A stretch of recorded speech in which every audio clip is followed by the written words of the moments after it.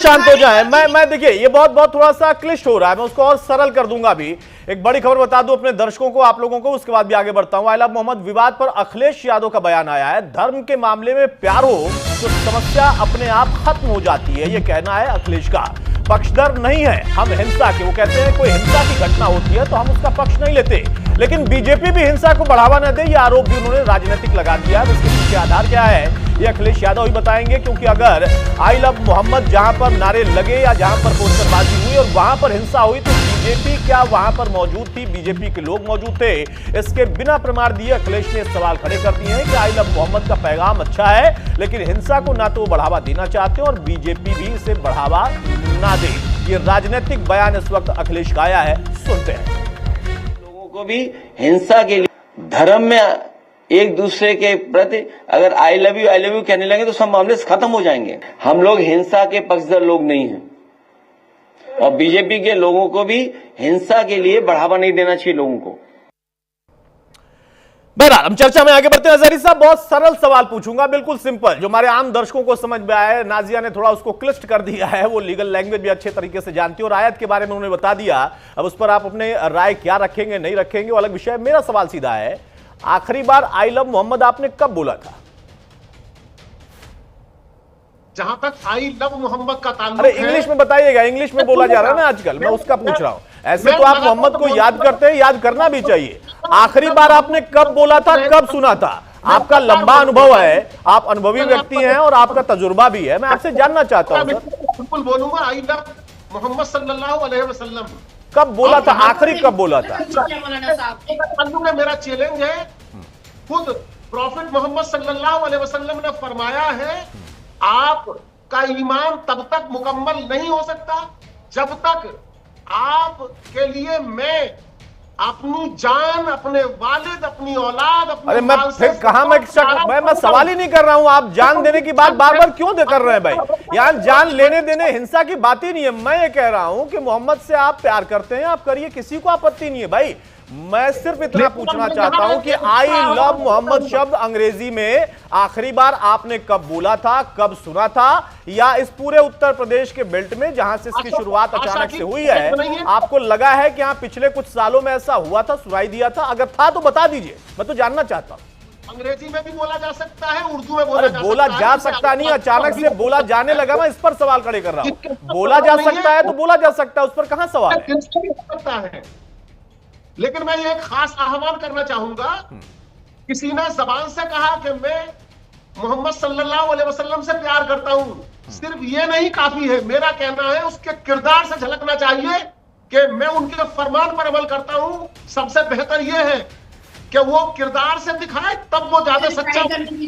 नाजिया एक छोटा सा काउंटर, उसके बाद मैं साध्वी आपके पास आ रहा हूं। नाजिया छोटा काउंटर। एक हमारे घर में अल कुरान रहता है, मौलाना साहब और एमआईएम के प्रवक्ता यहाँ पर बैठे हुए हैं और दोनों माशाल्लाह बहुत ही जाहिर किस्म के मुसलमान हैं। हमारे घर में जब अल कुरान ऐसा ना कहें, देखिए मेरे मेहमान हैं, उनको ऐसा ना कहना। आप सभी मेहमान हैं और सबका नहीं, आप सभी लोगों के लिए उतना ही सम्मान है। एक दूसरे को इस तरीके से कटुता के साथ ना करें। नहीं, आप अपने तर्क रखें, तर्कों से बेहतर होता है। नाजिया मेरी गुजारिश है, नाजिया मेरी गुजारिश है, आप अपने शब्दों को मर्यादित तरीके से रखें। नाजिया सुनने की ताकत ही नहीं है। अजहरी साहब सुन लेते, छोटा काउंटर। गुड लिसनर वंस ना, वही बोलेंगे आपको बुरा लग जाएगा, आपको बुरा लग जाएगा कि औरत क्यों बोल रही है, औरत को ज्यादा तारीफ कैसे आएगा की, आपको बुरा लग रहा है, आपको गुस्सा आ रहा है, अब तो आप फतवा जारी कर देंगे। कंप्लीट ना, आप मेरे को कंप्लीट क्यों नहीं करने दे रहे हैं? आप मेरे को कंप्लीट क्यों नहीं करने दे रहे? मैं क्या कंप्लीट कर रहा हूँ? जब हमारे घर में और इस दुनिया के प्रत्येक मुसलमानों के घर में कुरान रहता है, उस कुरान को हम ऊपर की जगह पर रखते हैं, बाहिफाजत और पूरी इज्जत के साथ हम ऊपर रखते हैं, क्योंकि उसमें प्रॉफिट का जिक्र है, उसमें बहुत सारी हजरत का जिक्र है, उसमें अल्लाह का जिक्र है, क्योंकि वो हमारी अल्हामी किताब है, उसमें प्रॉफिट मोहम्मद का जिक्र है। ये जो बैनर और पोस्टर और होर्डिंग छपी है, तो क्या ये लाखों पोस्टर और बैनर को ऊपर की जगह पर बाहिफाजत से रखा जाएगा? ये लोग खड़े ये लोग पोस्टर और बैनर लगा करके और बना करके और उस पर आई लव मोहम्मद लिख करके इस्लाम के मुंह पर कालिक पोत रहे हैं, प्रॉफिट मोहम्मद का नाम बदनाम कर रहे हैं, मुसलमानों की नजर झुका रहे हैं और इस्लाम को खतरे में डाल रहे हैं कि जब जिस भी पन्ने पर हम मोहम्मद लिख देते हैं, जिस भी पन्ने पर हम आयत लिख देते हैं, उस पन्ने को भी हमें ऊपर हिफाजत पाक मुकद्दस जगह पर रखना पड़ता है। और ये बैनर पर, होर्डिंग पर और लाखों करोड़ों बैनर और होर्डिंग पर जो आई लव मोहम्मद लिख करके जो नाच रहे हैं, जो पजामा डांस कर रहे हैं, तो ये लाखों करोड़ों बैनर जो रोड पर बिखरे पड़ेंगे और ये जो चल रहा है आई लव मोहम्मद का बैनर लेकर के और जूते में लग रहा है, तो क्या इससे इस्लाम की बेहुरमती नहीं हो रही है? ठीक बात है, ठीक बात है। नाजिया मैं आपको रोक रहा हूं। सादी सीधा सवाल आपसे है कि अब यहां पर एक दूसरा मैसेज देने की कोशिश की जा रही है, क्या ये बहुत जरूरी था? हमारे यहां तो हर हर महादेव काफी था, उसको अंग्रेजी में आई लव महादेव करने की क्या जरूरत थी? क्या कोई दबाव था क्योंकि उधर से आई लव मोहम्मद कह दिया गया, या उसकी ज्यादा जरूरत पड़ गई अपना प्यार मोहब्बत दिखाने के लिए? क्योंकि हर हर महादेव और भोले के बारे में ये बताने और जताने की कोई कोशिश ना करे तो बेहतर है। ये कौन सा पैगाम दिया जा रहा? और अब उधर से सवाल आ गया कि हमने किया तो ठीक, अब वो कर रहे हैं तो कोई सवाल नहीं उठा रहा। देखिए, पहली बात तो अभी अतुल मैंने इन्हीं के बात सुनिए कि 5 तारीख से जो है बोल रहे हैं कानपुर में आई लव मोहब्बत, तो भाई क्यों ना लिखे? मैं यहाँ बैठे कह रही हूँ आई लव, क्यों नवरात्र चल रहा है, आई लव दुर्गा माँ, आई लव महादेव बोलेंगे। और जिस तरीके की ये बातें कर रहे हैं, एक बात बताइए, मैं नाजिया की बातों से बहुत सहमत हूँ। ये बात सही है कि इस्लाम में कहीं भी कहीं आपको दिखाने की जरूरत नहीं है। जब आप आसमान में ऊपर जो है अपना हाथ उठाकर दुआ मांगते हो तो कोई फोटो तस्वीर तो नहीं देखते ना। लिखने की क्या जरूरत है? पोस्टर लगाने की क्या जरूरत है? क्या यहाँ पे साहब क्या करना चाहते हैं, क्या दिखाना चाहते हैं भाई? ये नाजिया की जितनी बातें हैं, मैं इसकी बातों से बिल्कुल सहमत हूँ। कहीं वो लड़की गलत नहीं बोल रही है, सही बोल रही है। उसकी बातों का कोई तो जवाब तो दे नहीं रहे। और यहाँ पर कहीं ना कहीं हमारे त्योहार को खराब करने के लिए इस तरीके की मकसद किए गए। जब आपको पता है भाई बर्थडे इस तरीके का नहीं बनाते हैं, आपके घर में फोटो तक नहीं लगाते, आपके वहाँ फोटो नहीं खिंचवाते, आपके वहाँ बैंड बाजे नहीं बजते शादियों में इतनी जोर से, जैसे कि आजकल जैसे शानदार शादियां हो रही है, इस तरीके की नहीं होती।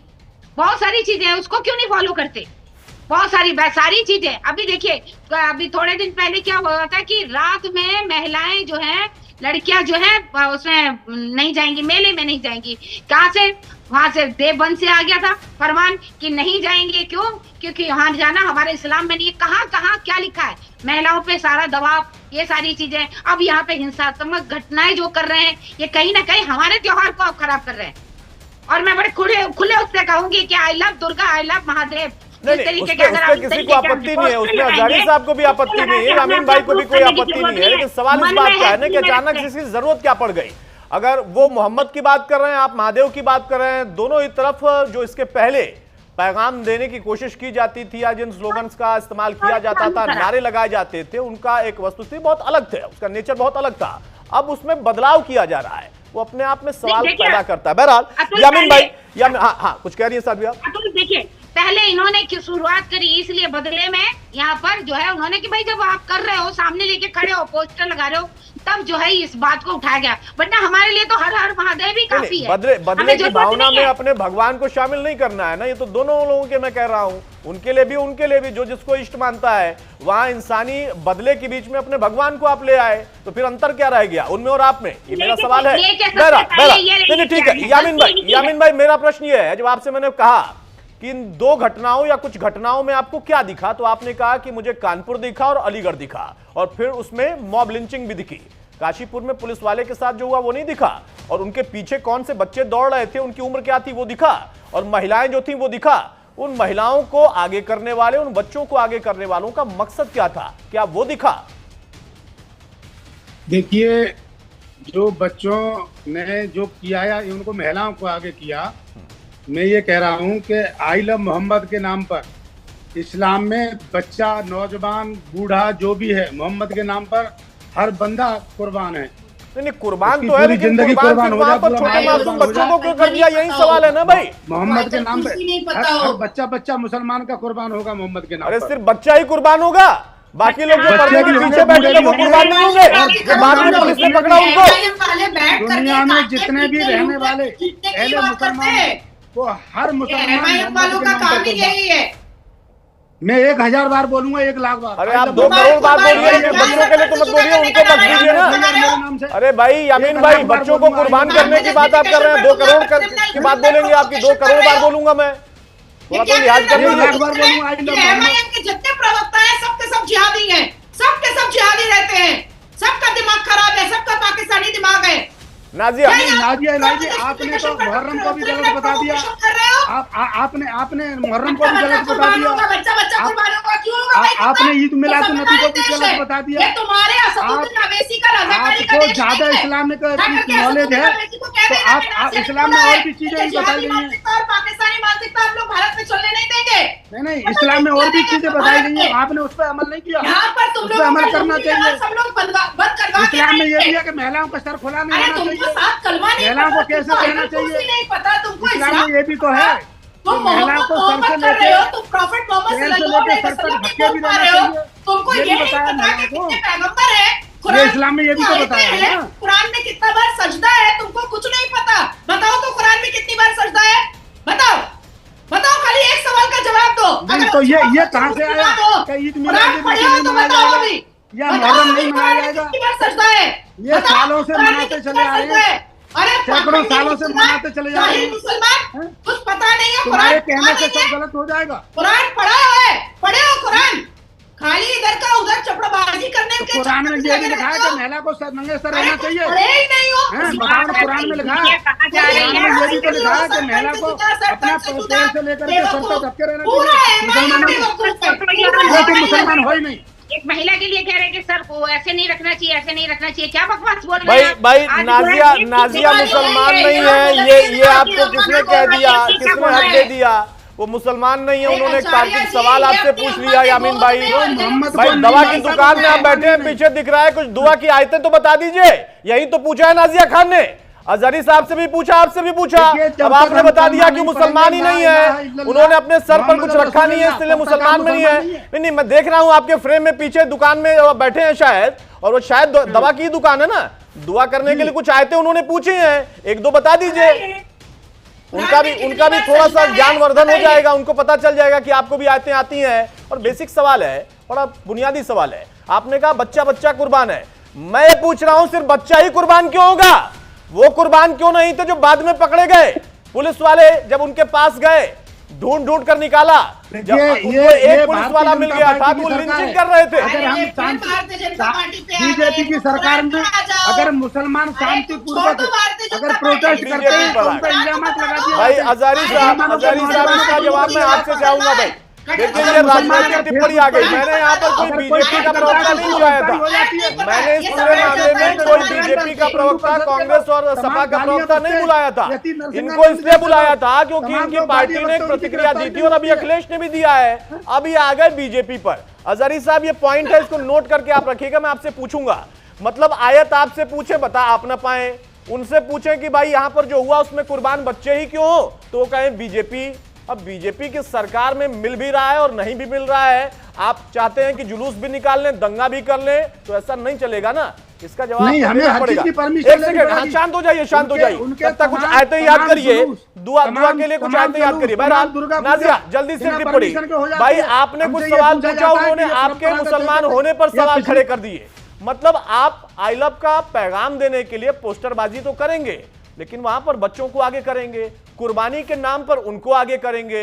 अभी आप कह रही थी और आपके ऊपर उन्होंने सवाल खड़े कर दिए कि महिलाओं के लिए क्या क्या पाबंदियां हैं इस्लाम में, और खवातीनों को उन्होंने आगे कर दिया, वो भी बुर्के के साथ साथ ऊपर से और 2-3 लेयर का वहां पर उनको कपड़ा बांधा गया था ताकि उस जो भी मॉब थी उसमें कहीं से उनका चेहरा ना दिख जाए। उन महिलाओं को जब वहां से हटाया गया, उनसे गुजारिश की गई, मुझे लगता है कि शायद उनको पता भी नहीं था कि वहां पर क्यों आई है, ये कौन सा पैगाम है, ये कौन सी कुर्बानी है। और दूसरी तरफ जब आई लव महादेव की बात हो रही है तो वहां से तो ऐसी कोई घटना नहीं आई, अगर आएगी तो हम उस पर भी सवाल खड़े करेंगे। जी आप मुझसे पूछ रहे हैं? हाँ नाजिया जी देखिए, हम जब सूरह अल अहज़ाब को पढ़ते हैं, सूरह अल नूर को पढ़ते हैं, तो उसमें कई ऐसी आयतें हैं जिसमें प्रॉफिट मोहम्मद की सुन्नतों पर चलने का मतलब ये नहीं होता है कि हम उनको आई लव यू बोले, बिल्कुल भी नहीं होता है। ये तो it's an unpardonable sin, we can't say like that. किसी भी हम पुरुष को नहीं बोल सकते जब तक मेरा उससे निकाह ना हो जाए, कॉन्ट्रैक्ट ना हो जाए।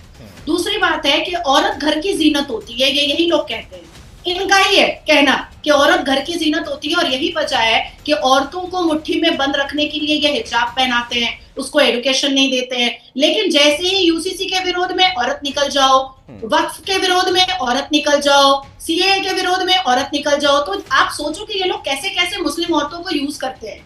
ये अपने अपने फायदे के लिए मुसलमान औरतों को इस्तेमाल कर लेते हैं, रोड पर उतार देते हैं, रोड पे नचवा देते हैं, और धक्का मुक्की भी करवा लेते हैं, और उसके बाद फिर ये गाना भी गाते हैं इस्लाम की जस्टिफिकेशन में, औरतों को पर्दे नशी रहना चाहिए। अच्छा, सूरह अल अहज़ाब भी कहता है कि औरत घर की जीनत होती है, तो निकाला क्यों? मतलब कुरान के खिलाफ है ये लोग। तो इनको जब आप डिकोड कीजिएगा ना, तो या तो ये बगले झाकेंगे या तो ये जलेबी पकाएंगे, लेकिन अप्रोप्रिएट जवाब नहीं देंगे। आपके दूसरे सवाल का जवाब मैं देती हूँ कि अगर कोई आई लव महादेव लिख रहा है तो उनके अध्यायों में, उनके श्रीमद् भगवत गीता में इसको पाप नहीं बोला गया है, लेकिन हमारे अल कुरान में ये एक बहुत बड़ा गुनाह है कि प्रॉफिट मोहम्मद एक गैर महरम है और उनको मैं आई लव यू बोल दूं। कभी नहीं हो सकता, नाउजुबिल्लाह, अल्लाह मुझे माफ करे, ये कभी नहीं हो सकता है। हमारे में पाबंदियां हैं और उस पाबंदियों को प्रत्येक मुसलमान को मानना पड़ेगा। ये जो बैठे हुए दो लोग हैं, एमआईएम के प्रवक्ता और ये मौलाना साहब, ये एक आयत नहीं बता पाए। एमआईएम का प्रवक्ता कुरान में कितना सजदा है वो नहीं बता पाया। अब आप सोचिए कि ये लोग इस्लाम को, अल कुरान को, प्रॉफिट मोहम्मद के उसूलों को अपने सियासत के लिए और अपने पॉकेट को भरने के लिए और सरकार को बदनाम और सरकार को परेशान करने के लिए किस तरीके से इस्तेमाल करती है, ये साफ सुथरा समझ में आ गया जो मैंने डिकोड नहीं। मुसलमान सरकार को परेशान कर रहा है, ठीक बात है। हजारी साहब, अब यहाँ पर वही पॉलिटिकल सवाल, आपने पहले अपने कमेंट में बहुत अच्छी बात कही थी कि सभी को सद्भाव रखना चाहिए और संदेश देना चाहिए। अब यहाँ पर प्रश्न नहीं है हजारी साहब। भाई एक मिनट यामीन भाई यामीन भाई हजारी साहब मेरा सवाल सीधा है, घूम फिर कर वो चाहे एमआईएम के प्रवक्ता हो या फिर अखिलेश यादव हो या कोई भी, वो आ गए बीजेपी पर। भाई बीजेपी ने कहा था क्या कि आप नारा लगाइए या स्लोगन दिखाइए या स्लोगन लेकर सड़क पर आइए, जुलूस निकालिए, और अगर कहा था तो आप उसको डिकोड करिए, आप उसको बताइए, सबको स्पष्ट करिए कि ये बीजेपी के कहने पर ये नारा लेकर लोग निकले हैं किसी समाज के। अब बीजेपी इसमें कहां से आ गई, कोई पार्टी कहां से आ गई? अगर बीजेपी, सपा या कांग्रेस या कोई पार्टी अगर है तो अपनी अपनी बात रखें कि हाँ भाई हमने कहा था, हमारा ये राजनीतिक एजेंडा है या राजनीतिक नारा हम लेकर निकले हैं। मतलब कुछ ना हो तो बीजेपी आ गई, कांग्रेस आ गई, सपा आ गई, और फिर कहेंगे हमारे मजहब की बात है, हमारे मोहम्मद की बात है। और दूसरी तरफ से भाई एक मिनट यामीन भाई, एक मिनट, हजारी साहब से मेरा सवाल है, यामीन भाई एक मिनट, हजारी साहब से मेरा सवाल है। हजारी साहब आप बोलेंगे, हजारी साहब। हाँ, किस बात का जवाब देना है पूछिए। सर सवाल बड़ा सीधा था कि इसमें बीजेपी कहां से आ गई, कोई राजनीतिक पार्टी कहां से आ गई? अगर राजनीतिक पार्टियां हैं तो खुल कर आए, अपना अपना मोर्चा, अपना अपना बैनर लेकर, मोहम्मद का बैनर लेकर क्यों आ रहे हैं? और वहां पर अगर हिंसा हो जाए जवाब आपको देना पड़ता है। देखिए अब ऐसा है, मैं बताऊंगा आपको, मैं सबसे पहले तो 2-3 उसूलों की बात करूंगा।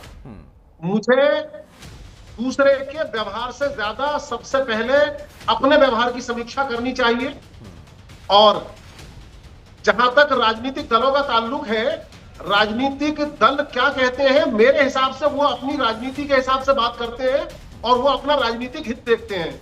मैं उनसे भी अपील करना चाहूंगा कि वो भी अपने राजनीतिक हित को ना देखें, बल्कि देश हित को नंबर 1 पर लेकर चलें।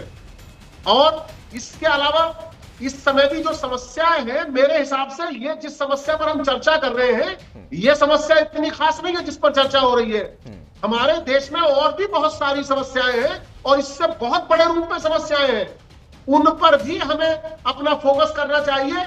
मैं राजनीतिक तौर पर नहीं बल्कि सत्ता को यह कहकर कहूंगा, सत्ता कोई भी हो, चाहे वो प्रदेशों की सत्ताएं हो, चाहे वो केंद्र की सत्ताएं हो, उनकी जिम्मेदारियां ज्यादा बनती हैं उन तमाम जन समस्याओं पर ध्यान केंद्रित करने के लिए, और ऐसे तमाम मामलों पर कहीं ना कहीं उनकी तरफ से लापरवाहियां हो रही हैं, अपनी जिम्मेदारी का सही निर्वहन नहीं हो रहा बस जरीफ है। साहब, आपने उन्हें- बड़ी खूबसूरत दूसरा कमेंट भी जब आपने किया ना, बड़ी खूबसूरत बात कही कि हमें सबसे पहले अपने व्यवहार का, अपने आचरण का आकलन करना चाहिए, और फिर आप आ गए बिल्कुल। कि सारी जिम्मेदारी सरकारों की होती है, सारी जिम्मेदारी तंत्र की होगी, सारी जिम्मेदारी पुलिस की होगी, सारी जिम्मेदारी खुफिया विभाग की होगी। जुलूस आप निकाले, जुलूस की आड़ में कुर्बानी का दावा आप कर दें, दंगों की स्थिति वहां पर हो जाए, या फिर वहां पर कोई ऐसी परिस्थिति बन जाए और सरकार आ जाए, पुलिस आ जाए, तंत्र आ जाए संभाले, और अगर पुलिस आ जाए वो तो उसकी लिंचिंग भी आप कर दें। बहरहाल एक बड़ी खबर आ रही है, उसका हम रुख करते हैं, उसके बाद मैं आगे बढ़ूंगा। उत्तराखंड के दर्जा प्राप्त मंत्री शंकर कोरंगा का बयान सामने आया है कि हिंसा करने वालों को बख्शा नहीं जाएगा। ये कह रहे हैं शंकर कोरंगा। काशीपुर में जिन लोगों ने हिंसा की है उनके खिलाफ एक्शन लिया जा रहा है, एक्शन लिया जाता रहेगा। काशीपुर हिंसा के मास्टरमाइंड को फिलहाल गिरफ्तार कर लिया गया है, कुछ अन्य लोगों की भी गिरफ्तारी है। वहां पर भी माहौल को बिगाड़ने की कोशिश की गई थी, बच्चों को आगे किया गया। अब फिलहाल ये बड़ा बयान वहां मंत्री से आ रहा है। शंकर कोरंगा कह रहे हैं कि जो लोग, वो चाहे मास्टरमाइंड थे या उनके जरिए जो लोग प्लानिंग में शामिल थे, उन सब के खिलाफ एक्शन लिया जा रहा है। देखिए, ये बहुत गलत चीज़ें हैं और मैं भी निवेदन करना चाहूँगा, जो अन्य लोग इस प्रकार की घटनाओं को अंजाम देने के लिए देश को जो है विघटनकारी जो ताकतें इस देश के अंदर काम कर रही हैं, उन सबको भी चेतावनी भी है और एक निर्देश भी है माननीय प्रधानमंत्री जी का। ये हमारा देश एक गुलदस्ता है, इसको गुलदस्ते की तरह रहने दिया जाए। काशीपुर में जो घटना हुई उसके त्वरित बाद वहाँ के एसएसपी मणिकांत ने और वहाँ के जो पुलिस फोर्स थी, तुरंत ही जितने भी वहाँ पर गलत गतिविधियाँ कर रहे थे, तुरंत जो भी उसका मास्टरमाइंड था उसको जेल में डालने का काम किया और चिन्हीकरण करके एक एक व्यक्ति को पकड़ करके जेल में डालने का काम किया। बहुत जल्दी से नाजिया, बहुत स्पष्ट सवाल यहां पर उठता है। जो बात अजहरी साहब कह रहे हैं कि अपने आचरण का सबसे पहले हमें आकलन करना चाहिए, अच्छी बात है, इसमें कोई दिक्कत नहीं, आपत्ति भी नहीं होनी चाहिए।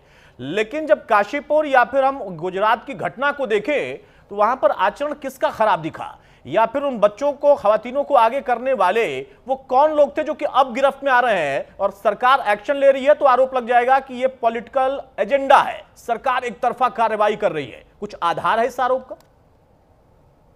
देखिए, ये जो मोहम्मद उस्मान एडवोकेट साहब बैठे हुए हैं, अब एलएलबी इन्होंने किया हुआ है, पर टोपी लगा करके जाते होंगे कोर्ट के अंदर, संविधान को परे रख करके।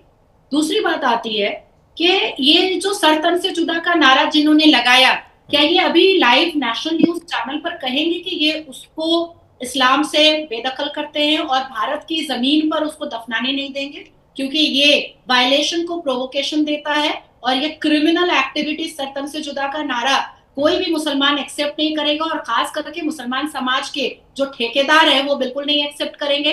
तीसरा, क्या मोहम्मद उस्मान साहब, जो मौलाना साहब यहाँ पर बैठे हुए हैं, क्या वो उन तमाम मुसलमानों को बेदखल करते हैं इस्लाम से, जिसने बुरहान वानी जैसे टेररिस्ट को शहादत का दर्जा दिया, जिसने याकूब मेमन के जनाजे की नमाज पढ़ी? क्या ये करते हैं, देते? अभी ये कहेंगे नेशनल न्यूज पर। अब आती है तीसरी बात, बहुत इंपॉर्टेंट बात है, ये जो नासिर खान बलात्कारी है, मोहम्मद कामरान बलात्कारी है, मोहम्मद इरफान बलात्कारी है, क्या इसको, ये सारे मुसलमान बलात्कारियों को ये इस्लाम से बेदखल करते हैं? क्योंकि इस्लाम में बलात्कार एक बहुत बड़ा गुनाह है।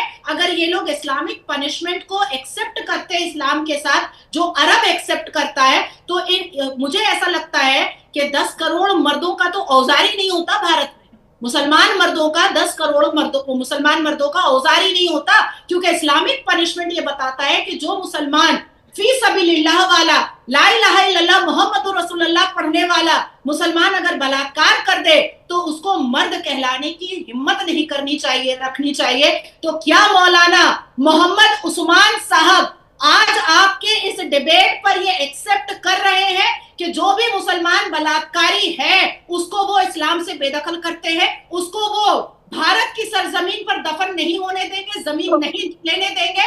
अरे ये लोग पाखंडी हैं, ये लोग इस्लाम नहीं मानते हैं, ये लोग सिर्फ हिंदुओं को परेशान करने के लिए, उनके पूजा पाठ में दिक्कत पैदा करने के लिए, उनको काफिर समझाने के लिए ये ठीक है। अजहरी साहब बहुत संक्षेप में छोटा काउंटर, उसके बाद मैं सादी प्रज्ञा आपके पास भी आ रहा हूं। अजहरी साहब, देखिए ऐसा है, एक तो यहाँ पर संयमित भाषा के लिए आप कहें।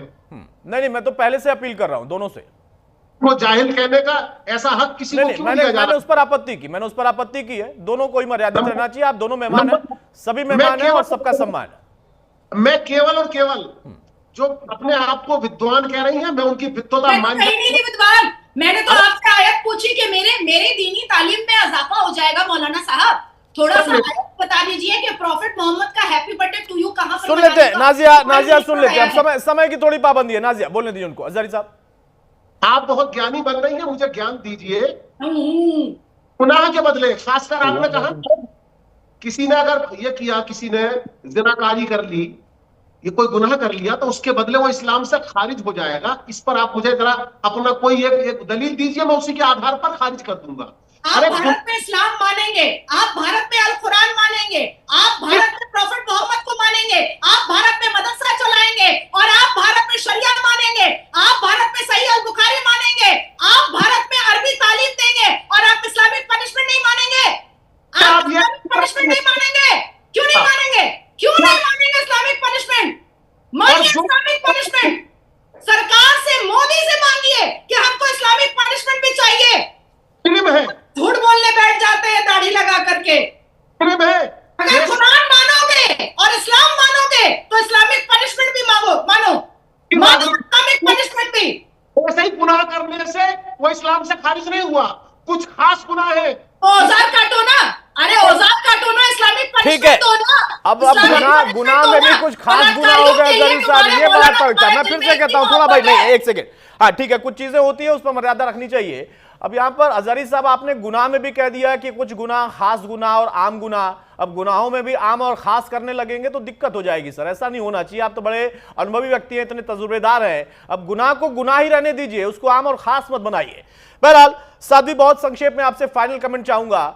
मुझे लगता है भाई कि आई लव महादेव से ज्यादा हमें हर हर महादेव में संतुष्टि मिलती है। इसकी कोई जरूरत नहीं थी। वो आई लव मोहम्मद और उसके बीच में क्या हो रहा है उस पर तो बहुत सारे सवाल हैं, उसका जवाब वो लोग दे रहे हैं। लेकिन हमें कम से कम, और जिस तरीके से चीजें निकल कर आई, और हम लोग सनातन की बात करते हैं, कि आप खुद सहमत हैं इस बात से कि नहीं आई लव महादेव कहना ही बहुत जरूरी है? भाई हर हर महादेव काफी है अपने लिए।